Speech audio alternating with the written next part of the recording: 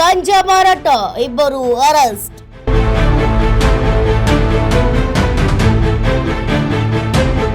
ಅಡವಿ ಆಂಜನೇಯ ಬಡಾವಣೆಯ ಚಂದ್ರು ಮಲ್ಲೇಶಪ್ಪ ಮತ್ತೂರ್ ಹಾಗೂ ಧಾರವಾಡದ ಮುನ್ನಾಬ್ ಓಣಿಯ ನಿವಾಸಿ ದಾವುಲ್ ಮಲ್ಲಿಕ್ ರಫೀಕ್ ಅಹಮದ್ ಬಂಧನ.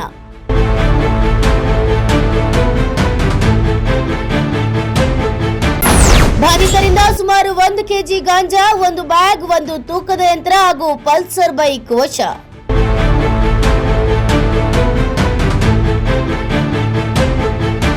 ರಾಣೆಬೆನ್ನೂರು ಗ್ರಾಮೀಣ ಪೊಲೀಸರಿಂದ ಭರ್ಜರಿ ಕಾರ್ಯಾಚರಣೆ.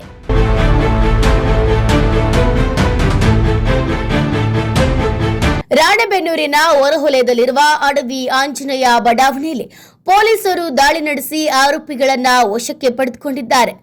ಅಕ್ರಮವಾಗಿ ಗಾಂಜಾ ಸಂಗ್ರಹಿಸಿ ಮಾರಾಟ ಮಾಡುತ್ತಿದ್ದಂತ ಇಬ್ಬರನ್ನ ರಾಣೆಬೆನ್ನೂರು ಗ್ರಾಮೀಣ ಪೊಲೀಸರು ಬಂಧಿಸಿದ್ದಾರೆ.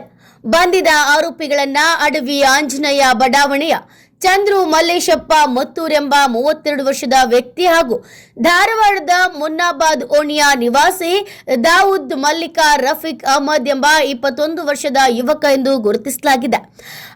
ಬಂಧಿತರಿಂದ ಸುಮಾರು 1 ಕೆಜಿ ಗಾಂಜಾ, 1 ಬ್ಯಾಗ್, 1 ತೂಕದ ಯಂತ್ರ ಹಾಗೂ ಪಲ್ಸರ್ ಬೈಕ್ ಸೇರಿದಂತೆ ಒಟ್ಟು ಸುಮಾರು 87,000 ಮೌಲ್ಯದ ವಸ್ತುಗಳನ್ನು ಪೊಲೀಸರು ವಶಕ್ಕೆ ಪಡೆದುಕೊಂಡಿದ್ದಾರೆ.